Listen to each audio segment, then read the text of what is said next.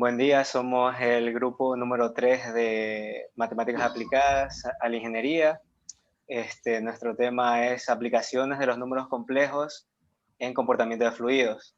Eh, el grupo está conformado por John Palacio, Buenos días, ingeniero. Noel Alcíbar Buenos días, ingeniero. y Marcos Ojaña, que es quien les habla.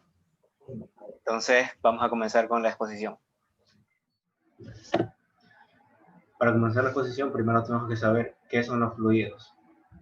Se denomina fluido a la materia compuesta por moléculas atraídas entre sí mismas de manera débil, de manera que no tienen la capacidad de sostener su forma concreta, sino de que adquiere la del recipiente en donde está contenida.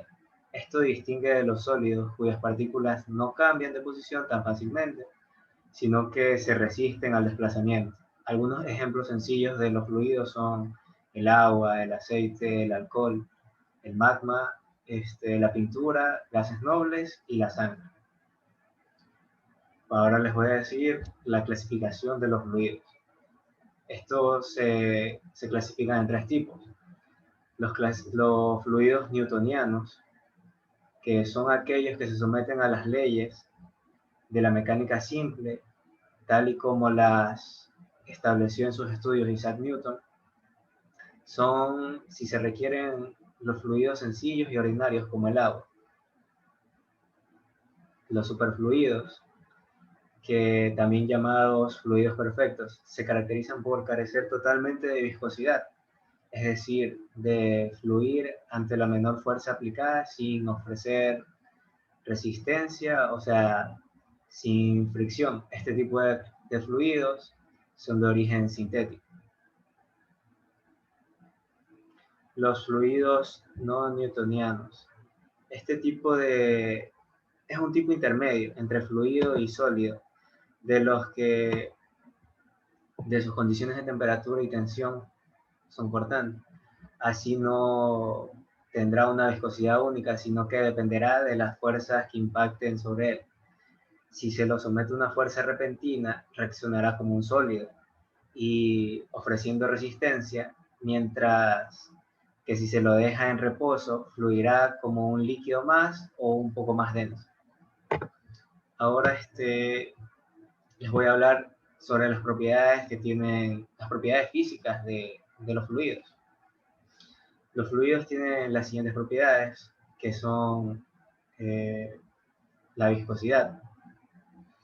Se trata de la fricción que ofrecen los fluidos cuando sus partículas son puestas en un movimiento por alguna fuerza y que tiende a impedir la fluidez.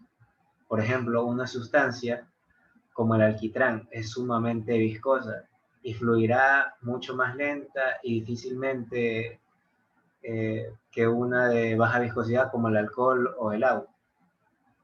Densidad.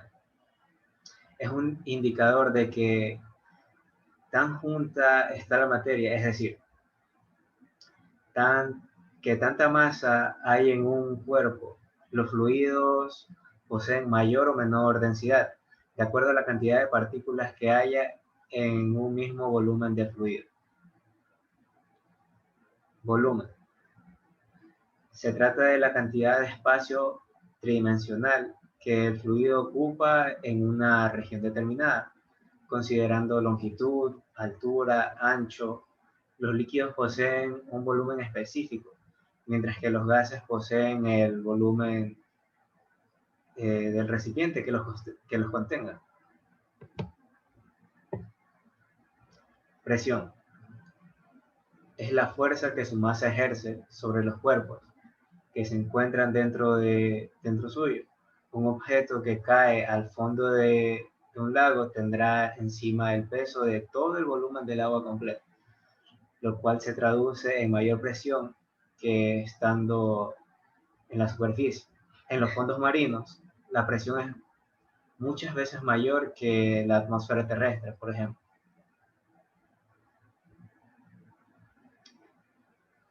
Capilaridad. Esta fuerza de cohesión intermolecular de los fluidos les permite subir por un tubo capilar en contra de la gravedad, dado que su atracción interna es mucho mayor a es mucho mayor a la atracción de sus partículas por el material del tubo. Esto se debe en parte de la tensión superficial. A continuación les dejaré con mi compañero Noel Silva, que continuará explicando este tema.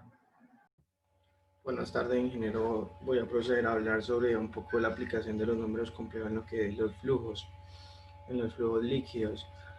A continuación voy a compartir pantalla. Ya. Bueno, introduciéndonos un poquito. Nosotros sabemos de que en la naturaleza que nos rodea nos movemos en un espacio tridimensional, ¿verdad? Y así mismo como nosotros nos movemos en un espacio tridimensional y todo lo que nos rodea, también los flujos también se van a mover de dicha forma. Este, Nada, pues, sin embargo, en la ingeniería hay muchos casos que pueden ser considerados que se pueden trabajar de manera bidimensional, asimismo los fluidos también, ¿no? Cuando trabaja de manera bidimensional, a diferencia del unidimensional y tridimensional, es que este va a trabajar solo con un plano de velocidad, van a estar confinados todos y siempre la velocidad va a ser nula, lo que va a variar va a ser la dirección de dicha magnitud en el plano que se esté trabajando. Aquí tenemos una ecuación de continuidad diciéndonos de que la derivada de, la derivada de phi al cuadrado más sobre derivada de x al cuadrado más la derivada al cuadrado de phi sobre la derivada de y al cuadrado es igual a cero. Aquí, como podemos ver, se puede trabajar la ecuación de Laplace. La ecuación de Laplace.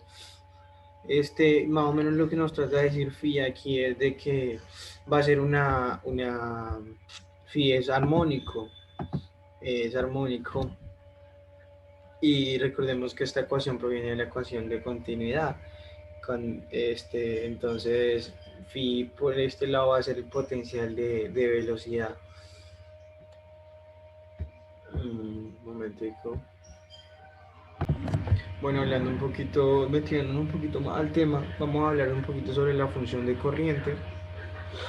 La función de corriente sirve más o menos para entender el flujo, el patrón de flujo. Y esta se define por la letra griega sí, PSY, se puede decir sí, como aquella que satisface las siguientes igualdades, que U es igual a menos D sí sobre la derivada de Y B va a ser la derivada de D phi sobre la derivada de X. Ojo con esto porque después la vamos a tener que reemplazar en la siguiente fórmula.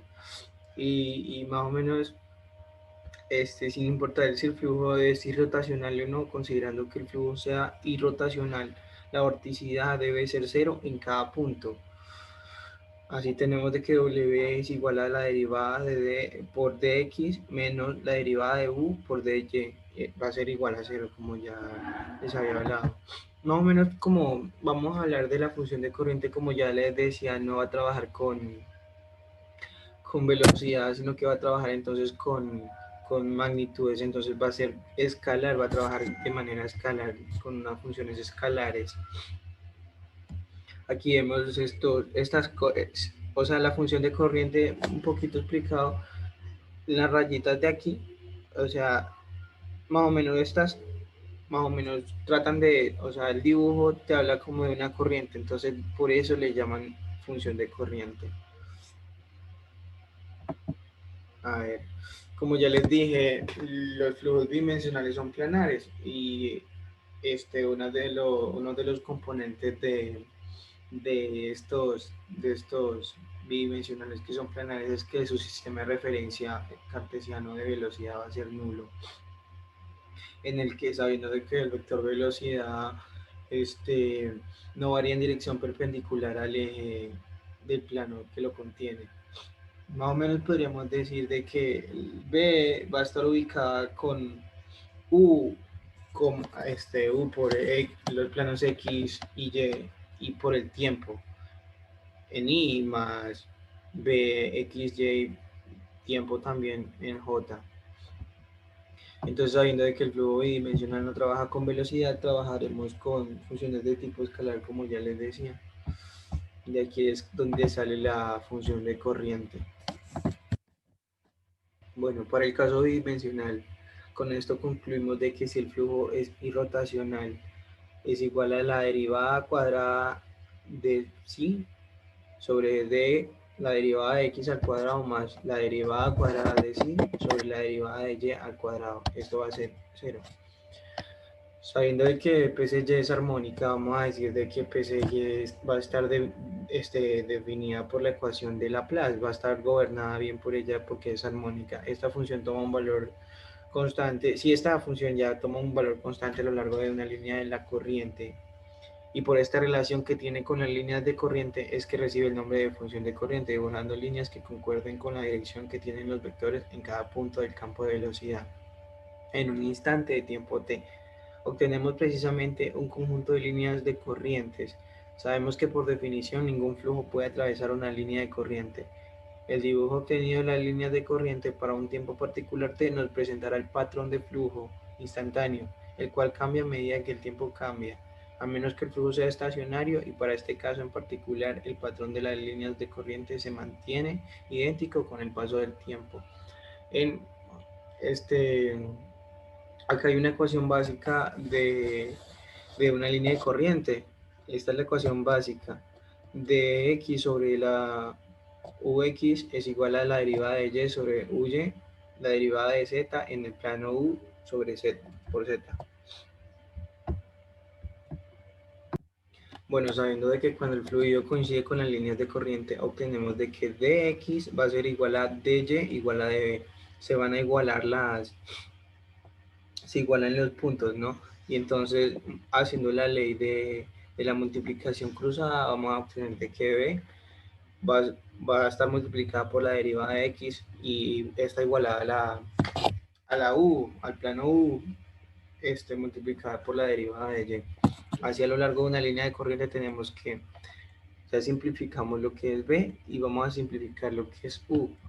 Entonces, dy va a ser igual a dc sobre la derivada de x por la derivada de x más dc sobre la derivada de y por dy.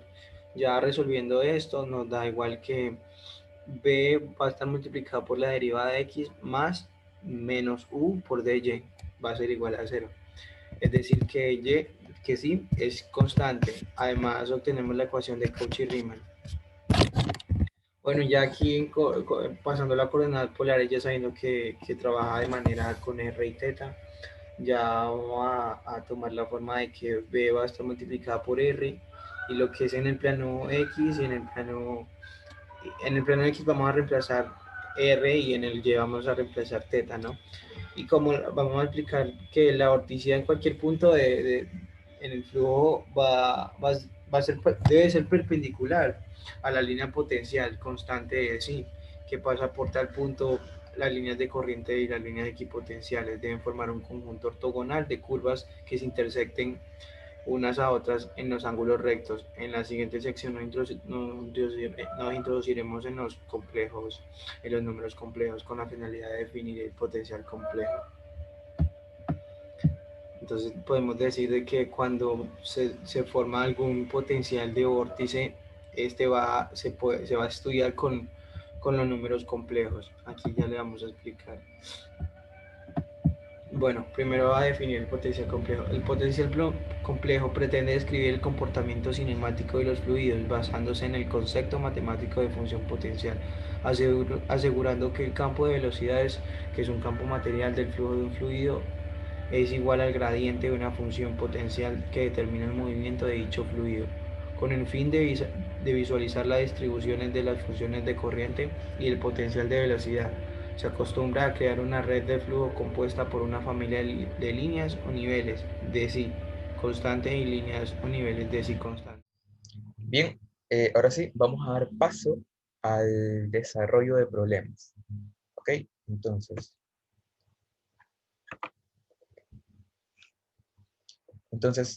tenemos el siguiente problemita, que es...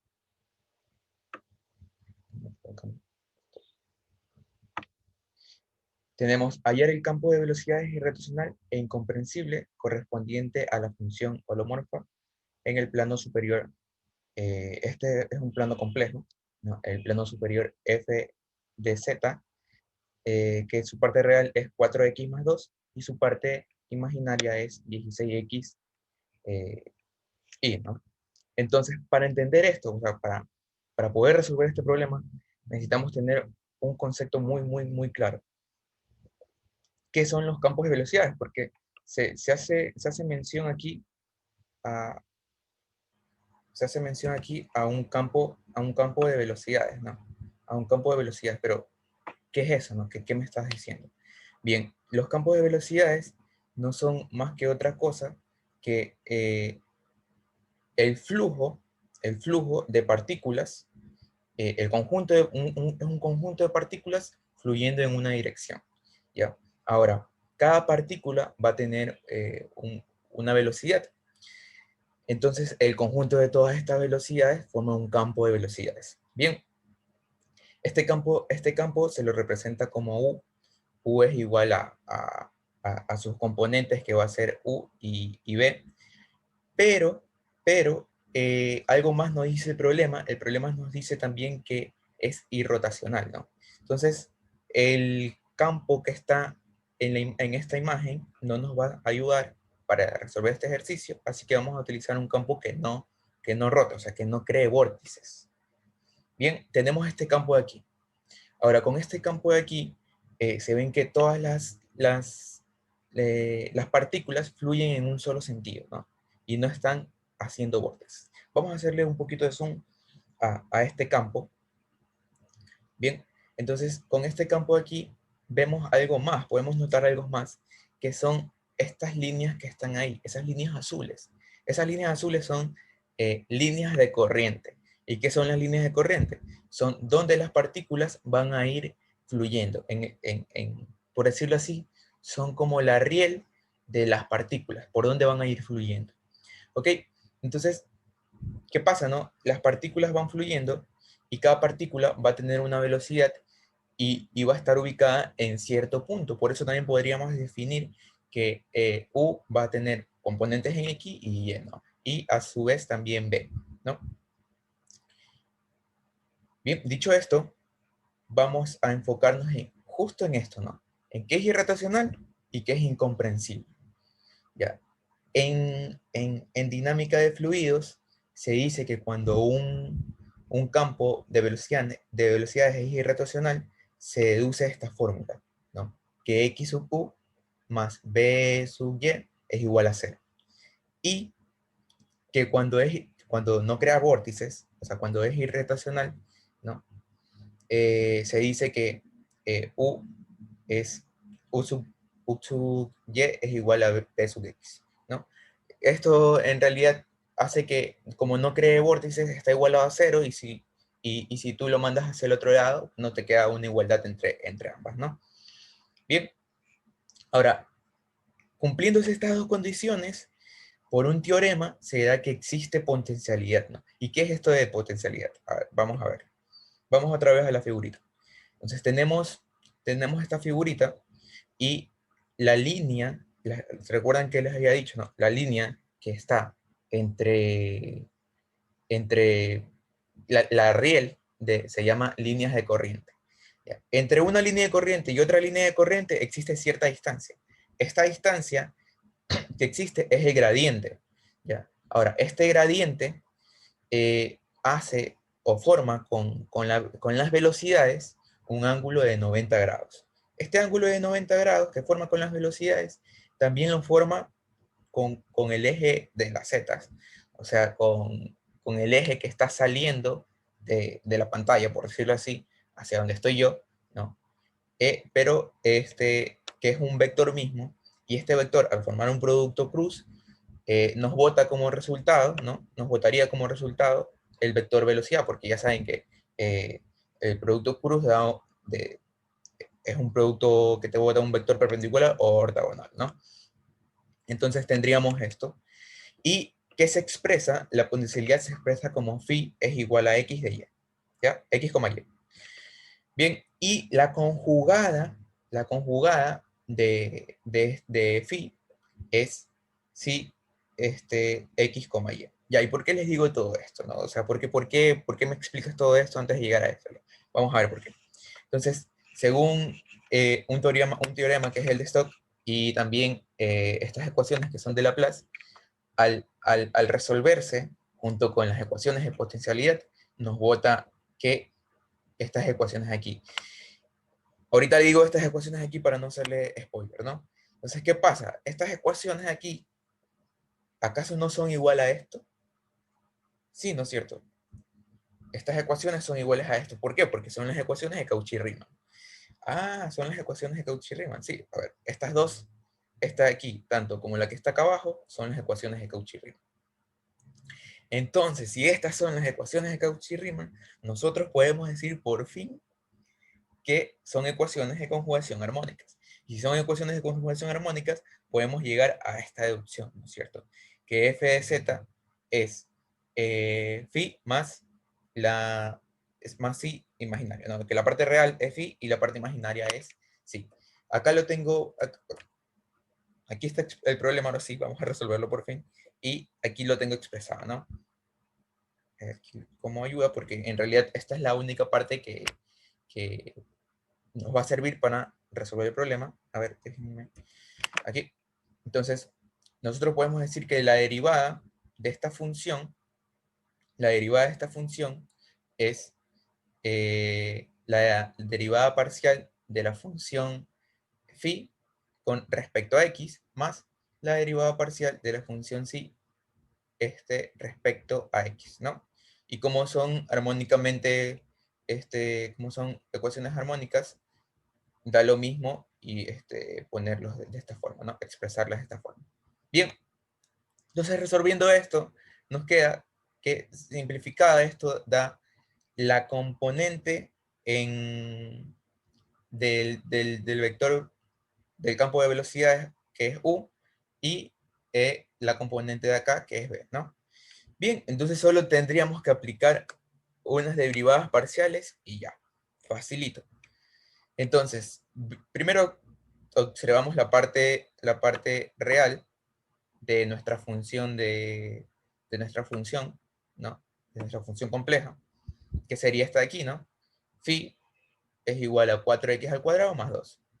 Y nuestra parte imaginaria, que sería así, en este caso, ¿no? Nuestra parte imaginaria, bien, que sería 16x más 3x mayor. ¿Ya? Lo que teníamos que hacer es derivar parcialmente, ¿no? Entonces, esto de aquí, este 2 pasa a multiplicar al 4 y da 8, ¿no? Entonces nos quedaría 8x, y como esto es una constante, es 0, ¿no? 8x más 0, 8x. Bien, y por el otro lado tenemos la parte imaginaria. Entonces, la derivada parcial la derivada parcial de 16x es 16, y la derivada y la de 3x a y es 3y, ¿no? Porque esto aquí se hace 1 y se multiplica el 3. Bien, entonces, recordando lo del campo vectorial, tendríamos que estas son iguales, por ende yo puedo decir que la componente de u es igual a la componente de u del campo vectorial, y a su vez de la parte imaginaria, ¿no?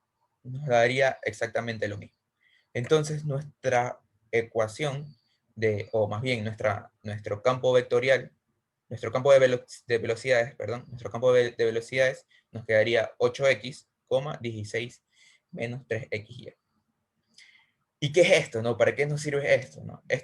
Los campos de velocidades, al fin de cuentas, nos hemos encontrado porque nos va a servir, ya en la parte práctica, ya en la parte real, nos va a servir en el diseño de alas, o de hélices, o de algún instrumento aerodinámico, ¿no? Nos sirve como una característica para el diseño de ellos, ¿no? Bien, dicho esto, ya tendríamos resuelto el problema. Muchas gracias, ingeniero. Espero que esa exposición haya sido de su agrado.